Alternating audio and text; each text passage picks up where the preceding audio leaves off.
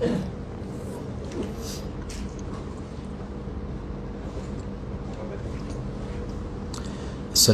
warahmatullahi ta'ala wabarakatuh. Bismillahirrahmanirrahim. Alhamdulillahi rabbil alamin. Wassalatu wassalamu ala ashrafil anbiya wal mursalin wa ala alihi wa sahbihi ajma'in. Ashhadu an la ilaha illallah wa ashhadu anna Muhammadar Rasulullah.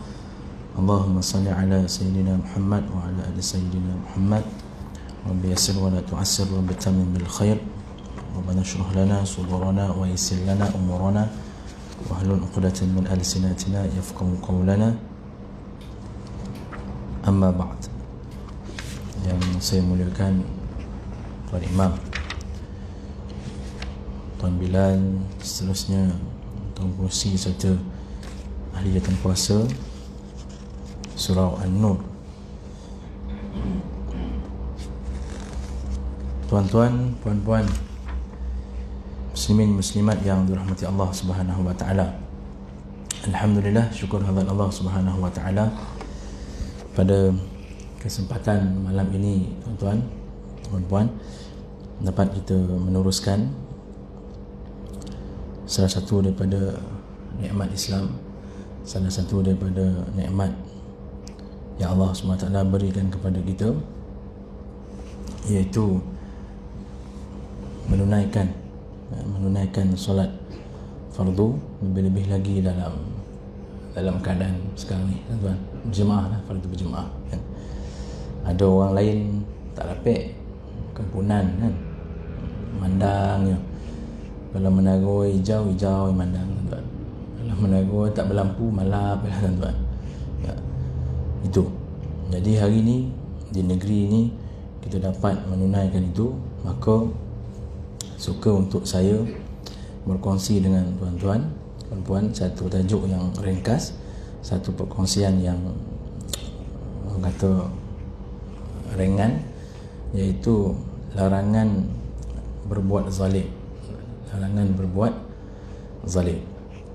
Seperti awal yang saya katakan tadi, nikmat Allah Subhanahu wa taala yang dikurniakan kepada kita hari ini dengan kekuatan, tenaga, akal fikiran, maka boleh kita untuk menunaikan solat fardu secara berjemaah.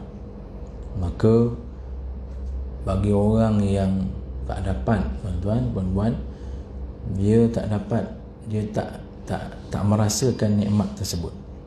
Dan bagi orang yang boleh tapi tak dapat dan tidak menghadirkan dirinya, maka orang yang rugi ya. Tapi kalau sibuk, tak sihat kan, lain lah. Tapi maka orang yang duduk tengok TV dah pencen, tuan-tuan. Kalau yang muda-muda lain cerita lah, ini dah berumur dah tapi sibuk lagi dengan dunia, tuan-tuan. Duit banyak dah tapi sibuk kalau dah pencen, duit dah ada, lapeh lah istilah kan, untuk makan minum anak-anak pun dah lapeh.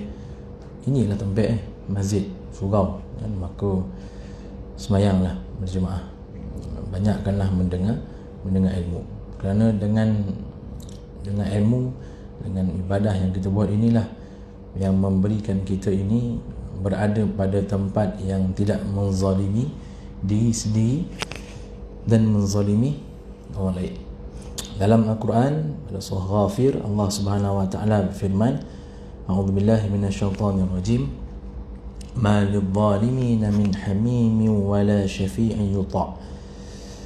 Orang yang zalim tidak mempunyai teman setia seorang pun, dan tidak pula mempunyai seorang pemberi syafaat yang diterima syafaatnya. Ini, tuan-tuan, orang zalim, Allah beritahu dalam surah Ghafir ini, dia satu ciri dia tak ada teman setia.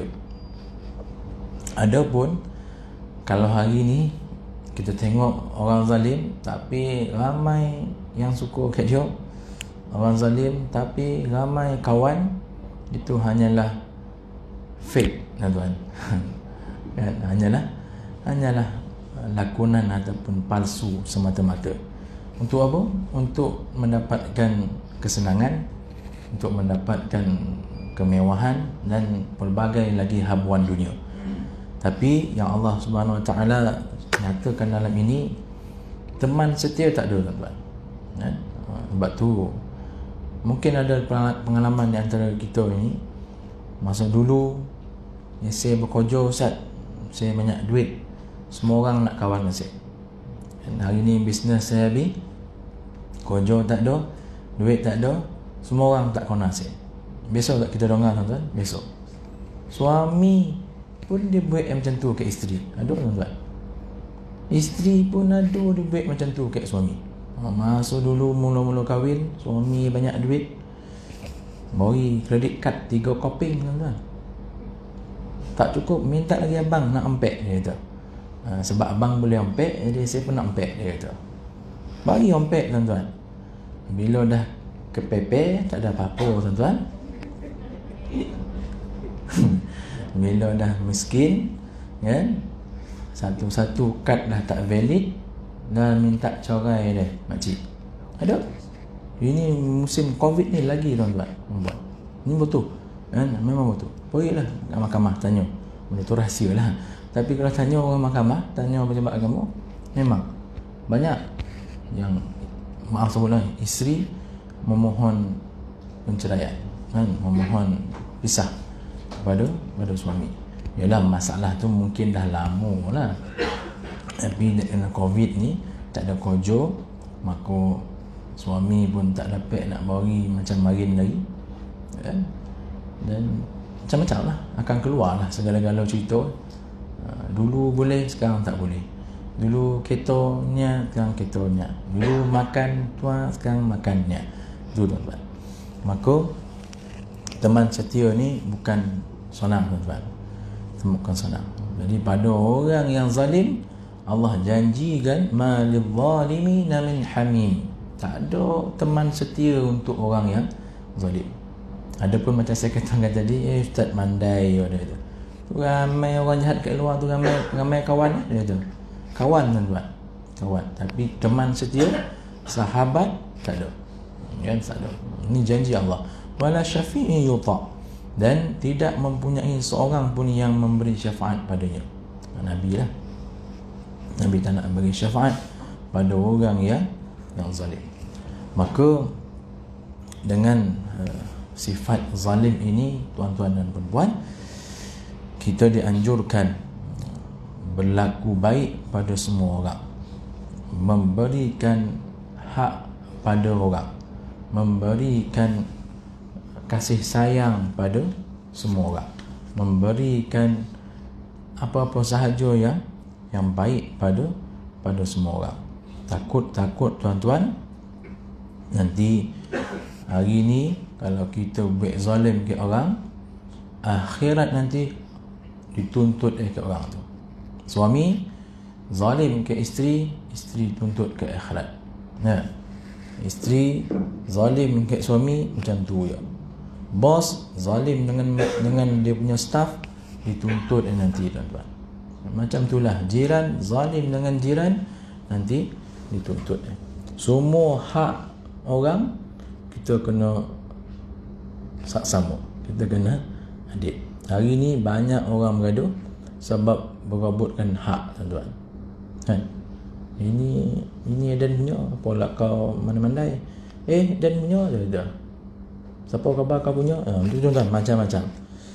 Sebab itu Nabi SAW dia mengingatkan kita, la tu'addunna al-huquq ila ahliha yawmal qiyamah hatta yuqada lish-shatil jalha min asy-syatil qarna.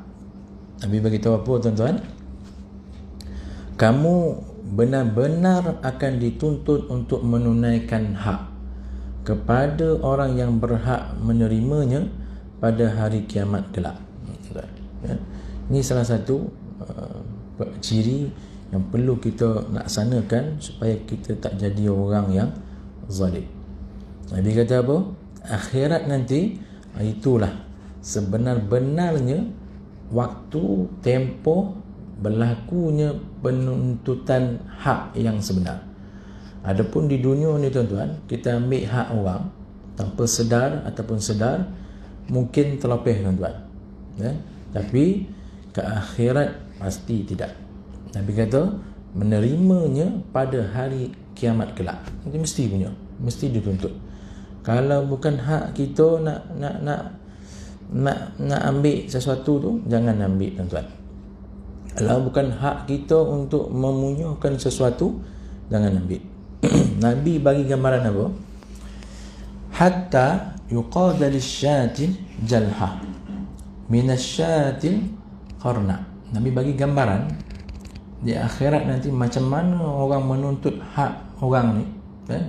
A menuntut hak kepada B, B menuntut hak kepada C dan sebagainya, iaitu seperti kambing yang tidak bertanduk, syatil jalha, menuntut hak kepada kambing yang bertanduk, syatil qarna.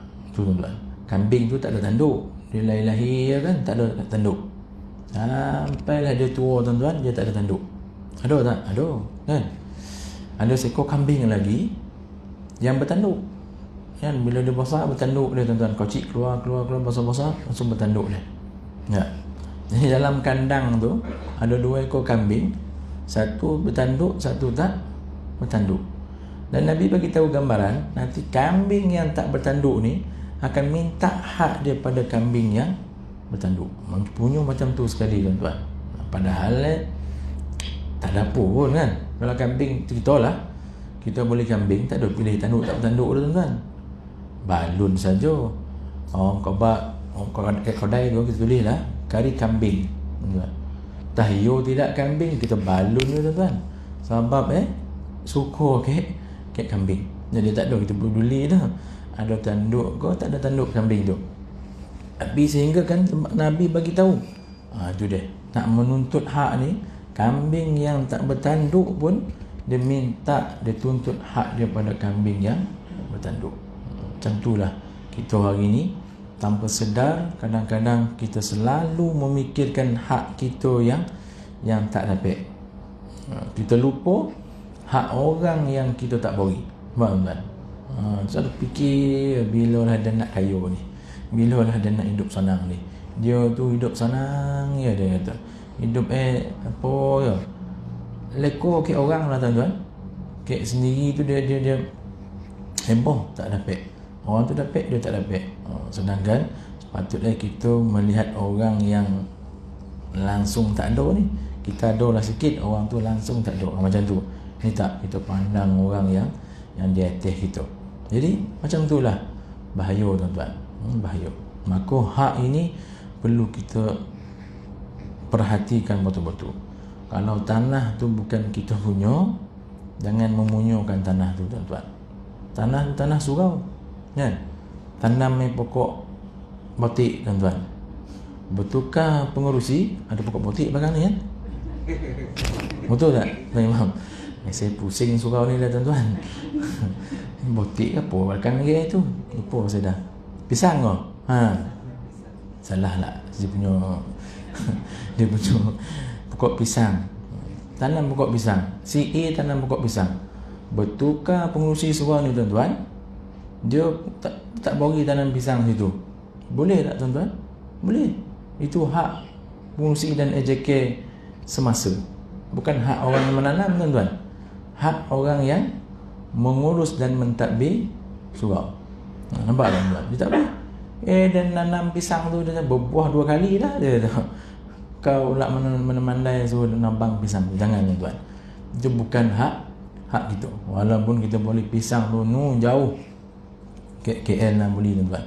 Baju, pakai baju paling baik tu. Apa baju paling baik Imam? Saya pun tak tahu tuan-tuan. Baju apa lah? Baju hybrid kau? Baju apa kau? Easy Grow. Imam kata Easy Grow tuan-tuan. Baju Easy Grow. Tak berapa ringgit sepaket ni tuan-tuan. Elok pisang tak bergulit, tapi bukan hak kita sepenuhnya. Jadi elok pisang tu kalau dapat berbuah, beri ke ustaz mengajar tu tuan-tuan. Sikit kan, ke jemaah sikit. ke imam sikit. Macam itulah. Ini tak, dia munyo kan. Ada satu surau tu orang jemaah buat parking tuan-tuan. Jadi bila surau tu nak diperbesarkan, JK minta lah dia alihkan garaj itu, keluarkan kereta kan. Tak nak dia tuan-tuan. Dia dah munyo kan. Dan dah melabur besar ni buat garaj ni. Atap genting garaj ni, mam. Orang selalu metal deck tu kan. Dia atap genting. Tak nak tuan-tuan. Ya, sampai terpaksa bawa bunuh sampai ke peringkat atasan. Tuan-tuan, ini hak bukan hak kita. Jangan takut kita zalim pada orang. Jadi hati-hatilah tuan-tuan. Depan rumah kita tu ada tanah kosong, kita buat parking kan. Ramai tak orang boleh kan, buat lah, tak ada masalah tu. Tak ada siapa nak larang pun kan. Selagi majlis bandar raya tak roboh kan, pakailah tuan-tuan. Tapi kalau sampai notis sok dia seal dia suruh roboh lah. Ini tak buatlah spanduk majlis bandar raya zalim kata tuan-tuan. Padahal dia yang ambil tanah orang. Tuan-tuan, tanah kerajaan bukan pemilik majlis bandar raya, tanah kerajaan lah. Bila tanah kerajaan tu milik orang ramai lah. Betul tak? Kan? Jadi tak boleh kita memiliki. Ada satu tuan-tuan, satu tompek tu lah, saya sebut mana lah. Nanti tuan-tuan tahu pula kan. Dia tanah depan rumah dia ada kosong. Dia buat parking tuan-tuan. Jiran tu ada seorang tu memang talai ya tuan-tuan. Dia tak peduli dia kan. Tanah kerajaan tu. Siapa suruh buat parking, dia parking di situ tuan-tuan. Bongi lah orang yang buat parking tu.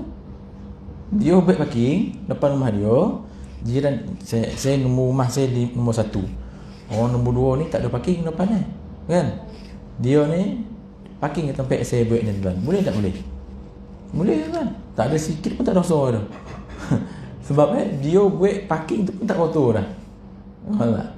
Ni banyak berlaku tuan-tuan. Jadi tanam pokok manggo tanam boleh macam-macam lah. Rumah saya tu saya beli pada owner lama dulu, memang dia tanam pokok manggo luar pagar. Bukan saya punya kan, walaupun saya punya kan, tapi bukan saya punya. Jadi bila bangla kutip sampah tu lalu tuan-tuan, dia patik manggo tu untuk lah tuan-tuan. Sakit jiwa mandang kan, kita balut berio tuan-tuan. Ubur racun robah nama tu. Supaya tak di apa kan, dia makan buah tak busuk mangga tu. Datang bangla tu pop ambil tuan-tuan. Datang ni seorang lagi ambil sebiji lagi. Apek nak marah tuan-tuan. Saya marah pun saya zalim pada dia. Betul tak? Bukan saya punya mangga, sebab luar pada tanah saya. Ini tuan-tuan, ini bukan main-main kalau cerita bab hak ni kan.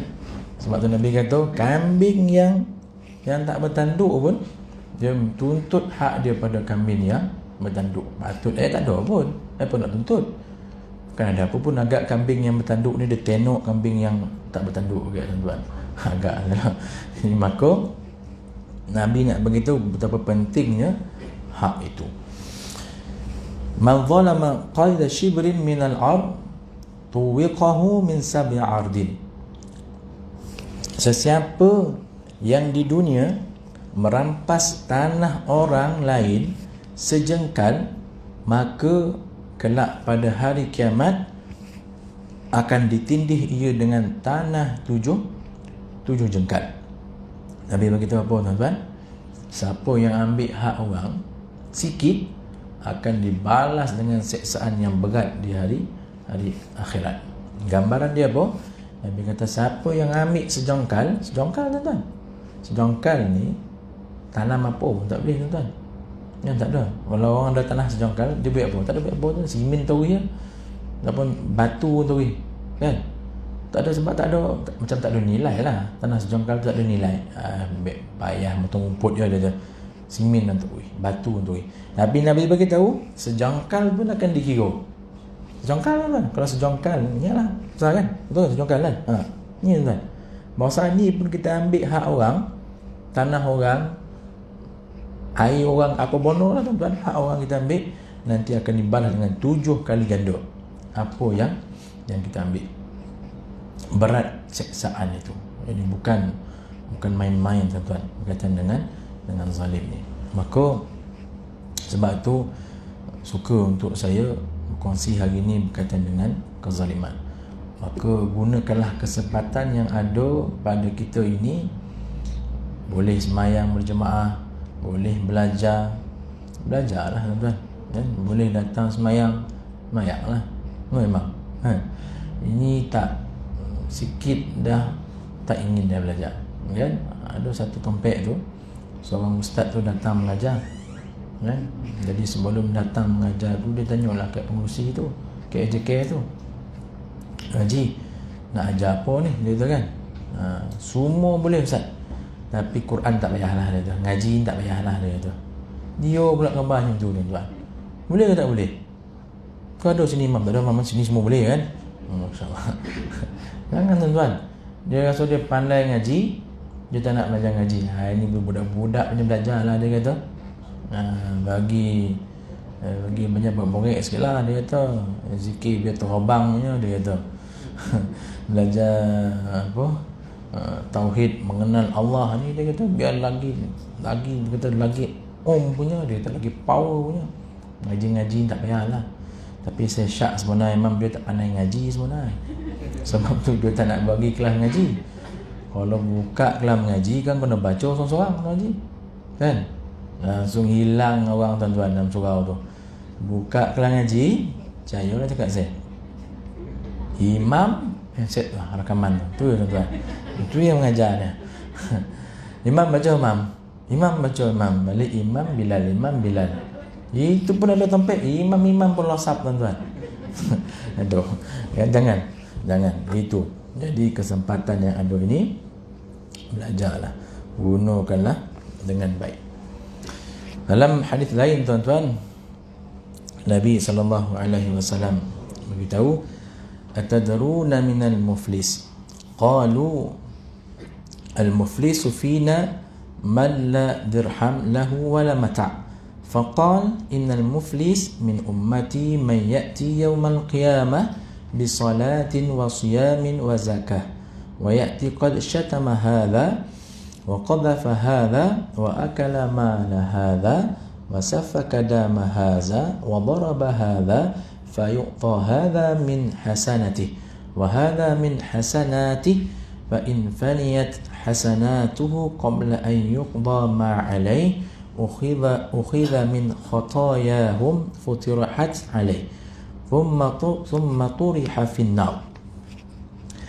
Rasulullah SAW bersabda, iaitu maksudnya, tahukah kamu siapakah orang yang muflis itu? Maka para sahabat menjawab, orang yang muflis adalah orang yang tidak memiliki dirham atau harta benda. Baginda lalu bersabda, orang yang muflis di kalangan umatku, tuan-tuan, adalah orang yang kelak pada hari kiamat datang dengan membawa pahala solat, puasa dan zakat. Namun dia juga memikul dosa akibat memaki, menuduh zina, memakan harta orang lain, menumpahkan darah dan memukul orang lain tanpa hak. Maka diberikan pahala daripada kebaikannya kepada orang yang dizaliminya. Namun ketika pahala orang yang berbuat zalim itu tidak cukup untuk menebus kezalimannya sendiri, maka diambil dosa orang yang dizaliminya lalu dipikulkan kepada orang yang menzaliminya, lalu dicampakkan dia ke dalam neraka. Ini tuan-tuan, orang yang zalim pada diri sendiri dan zalim kepada orang. Mana tempat tuan-tuan? Dalam neraka. Thumma turiha finnar, maka akan dicampakkan ke dalam neraka. Apa dia tuan-tuan? Itu Nabi tanya kat sahabat, siapa orang yang muflis, siapa orang yang miskin? Lalu sahabat kata, orang yang tak ada duit, orang yang tak ada harta.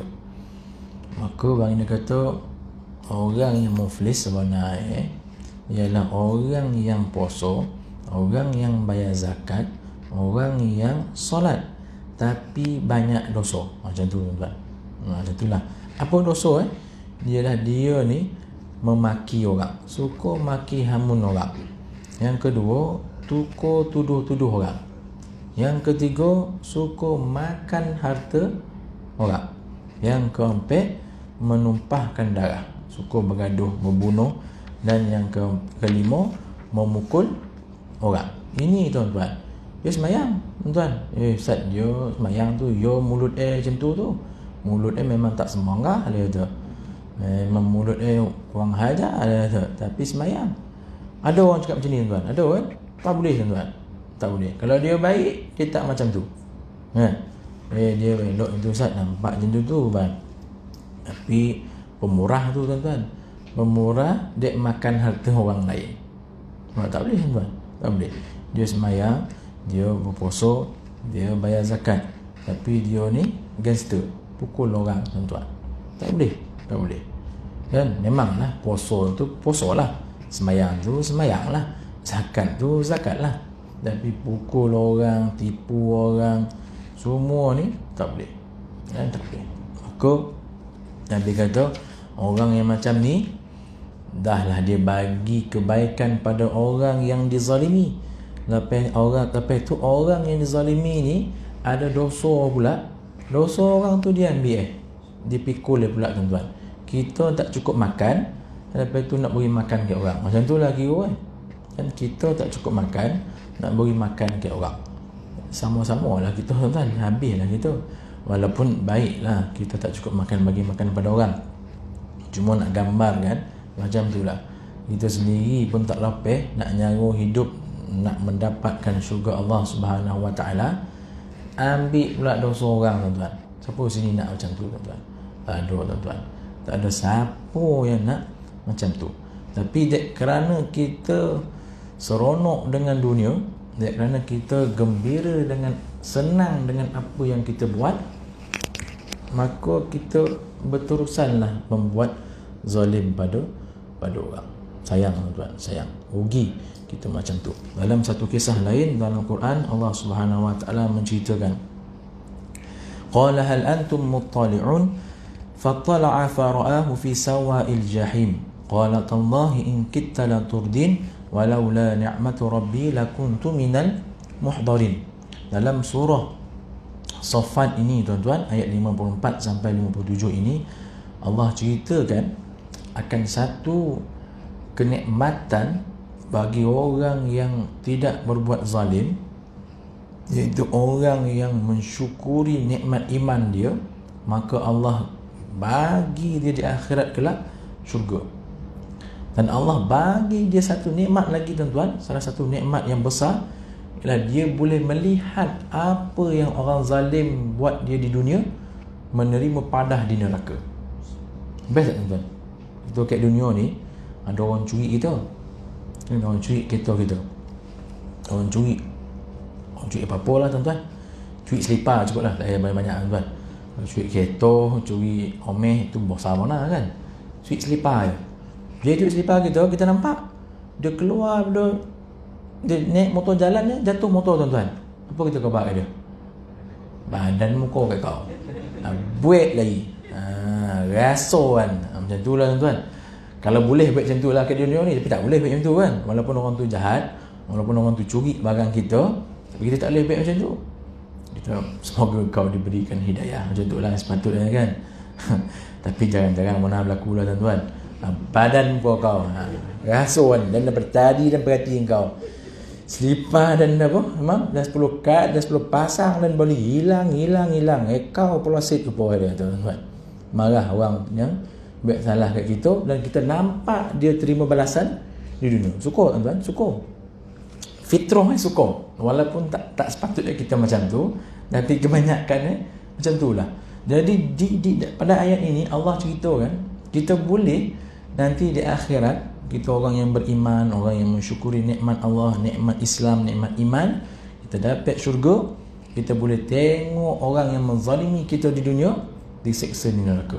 Apa kata orang ni tuan-tuan?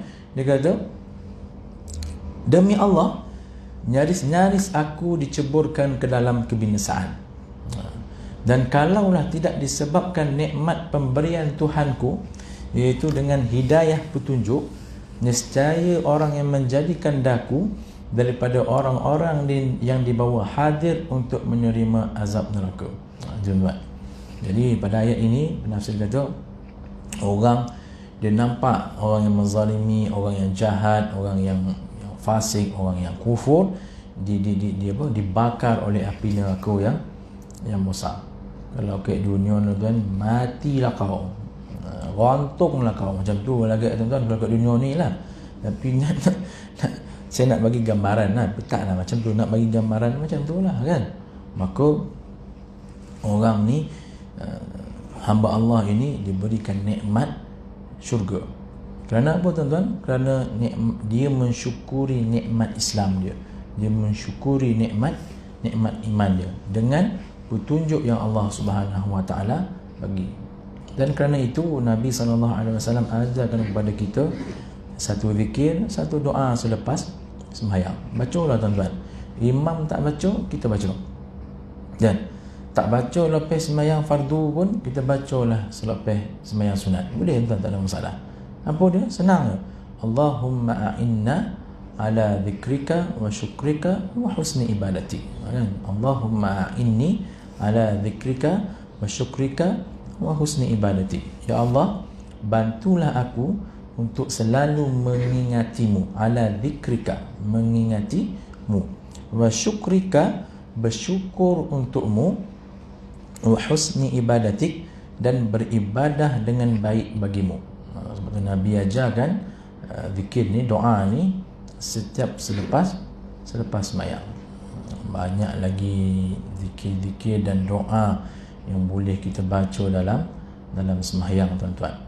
Bukannya dalam luar sembahyang kita ni berdoa, dalam sembahyang pun kita kena banyak berdoa.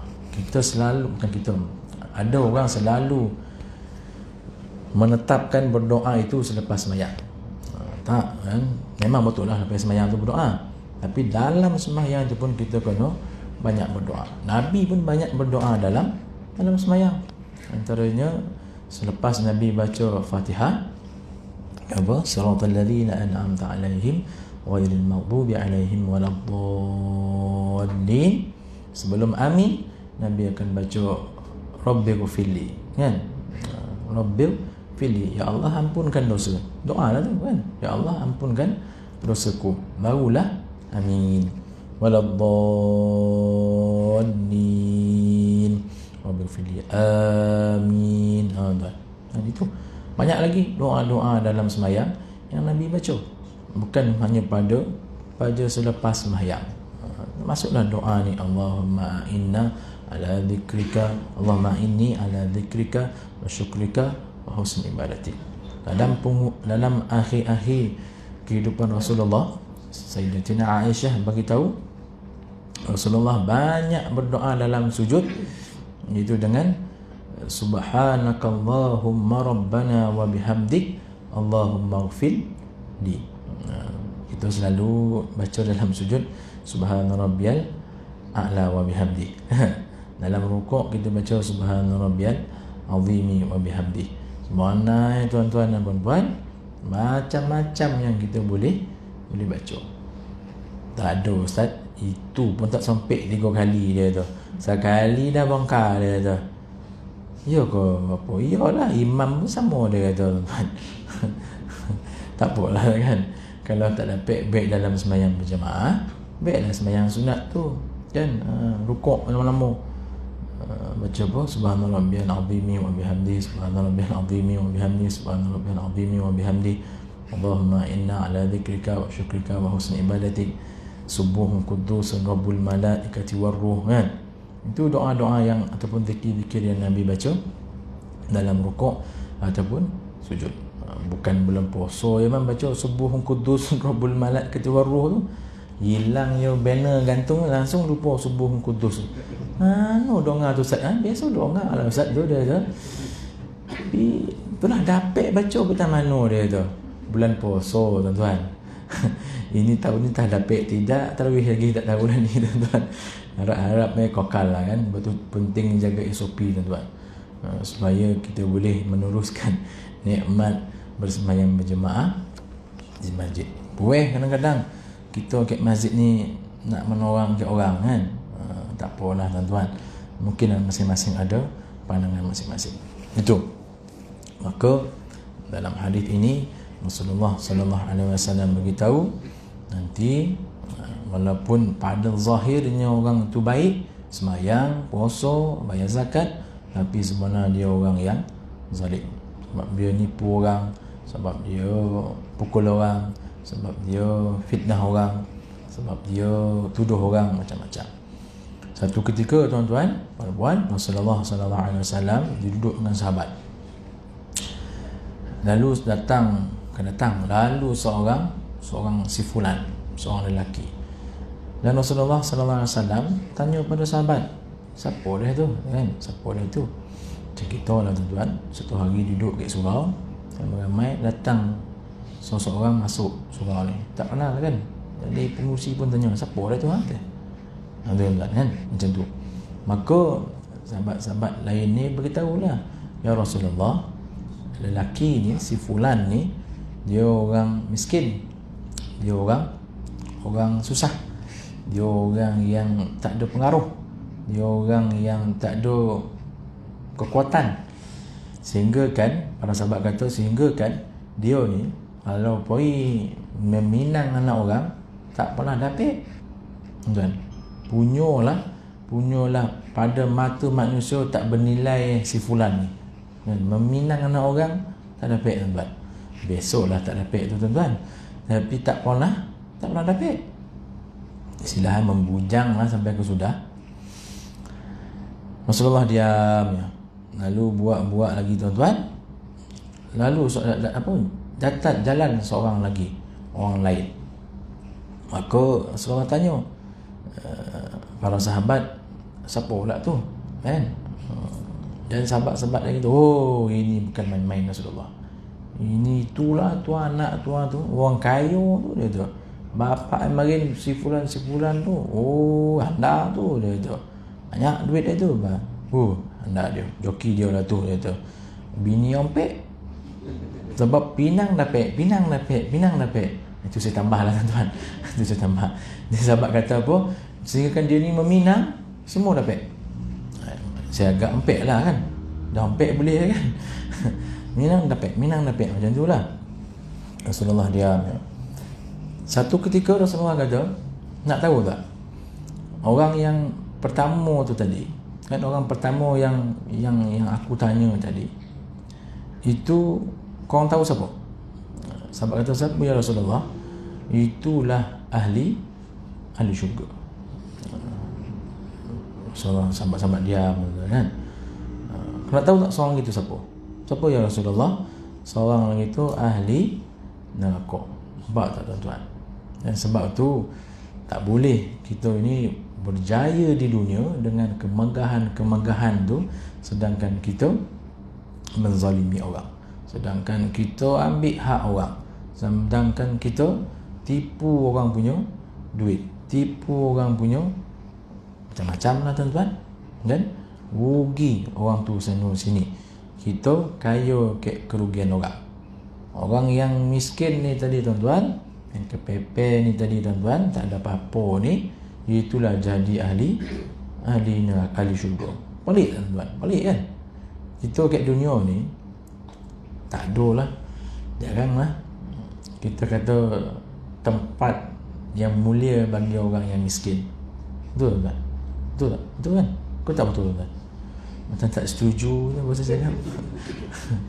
Ustaz ni apalah dia tu, tanya kita pula. Tak apalah tuan, saja kan. Tapi itulah cerita gambaran ni. Kita sibuk memikirkan hak kita yang tak dapat. Kita lupa akan hak orang yang kita tak bagi. Jadi sebagai suami, jangan zalim kepada isteri. Bagilah hak isteri. Dan sebagai seorang isteri, wajib bagi hak suami. Dan maka bila kita selesai di situ, insya-Allah syurga untuk kita. Sikit lagi tuan-tuan. Ini apa? Penutup lemam boleh kan? Isyak berhenti kan? Tak ada lama-lama kan? Jadi tuan-tuan, saya dah banyak kali nak datang sini tapi tak dapat. Malam ni pun ada joki dapat kan? Dalam minit je tuan-tuan. Nabi SAW bersabda, man iqtata haqqa mri'in muslim biyaminih faqad aujaballahu lahu an-nar wa harrama 'alaihi al-jannah. Faqala lahu rajul, wa in kana shay'an yasira ya Rasulullah. Qala wa in kana qadiban min araqid. Sesiapa yang merampas hak seseorang muslim dengan mengemukakan sumpah palsu, maka Allah mewajibkan baginya masuk neraka dan mengharamkan syurga ke atasnya.